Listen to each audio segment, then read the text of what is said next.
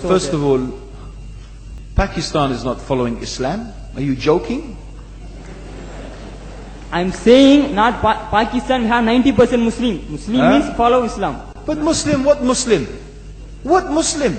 I remember 15 years ago, it's not today and I heard it's worse. 15 years ago I remember going to a wedding in Pakistan. A wedding where men and women were mixing freely. Where the bride was dancing on the stage with all the male members of the family dancing on the stage. I am sure somewhere around, we probably hidden in a corner then, but I hear now it's open, drinking alcohol. What Muslim are we talking about? This was 15 years ago. Now I hear it's even worse. Oh yes, they're Islam. When the bride and the groom are walking to the car, they're holding the Quran over their head for blessing. That Islam? That's not Islam. What Islam is that? That's exactly the thing I'm talking about. That's why Muslims are in such a mess. Because of this nonsense, this hypocrisy, actually they are insulting the Quran by doing that. Amongst all of this haram, they think that the Quran, holding it over their head, is going to bless them because they're holding it. What is that? Where did they get this from? So, I don't know what we're talking about. In fact, this is the problem. You see, the Muslim world itself is so far from Islam. So many you find here in India. Well, I know it's not a Muslim country, but there are lots of Muslims here.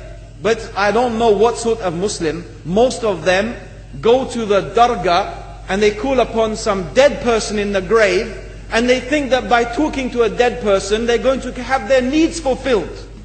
What's the difference between that and worshipping an idol? There's no difference, believe me. It's shirk.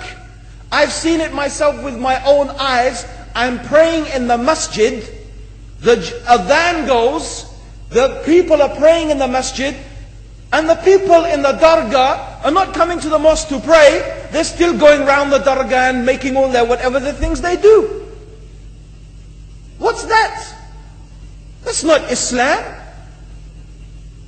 You go to many countries, you find Pakistan, you want to see Islam in Pakistan. You know, in England, in every street corner we have a pub. You know what's a pub? You know what's a pub? Like a bar, you know, a place where you sit and drink alcohol. Yeah? Yes?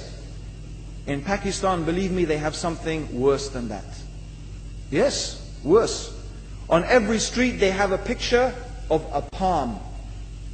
Everywhere you see it, hanging from the windows. They have the picture of a palm. What's that advertising? Something worse than drinking alcohol. An invitation to disbelieve in Allah. That they're going to read your hand and tell your fortune. Shirk. It's shirk. Whoever believes, the Prophet said, sallallahu alaihi wasallam, whoever visits a fortune teller out of curiosity, Allah will not accept their prayers for 40 days. Whoever believes in the fortune teller has disbelieved in Allah and His Messenger. That includes, by the way, horoscopes.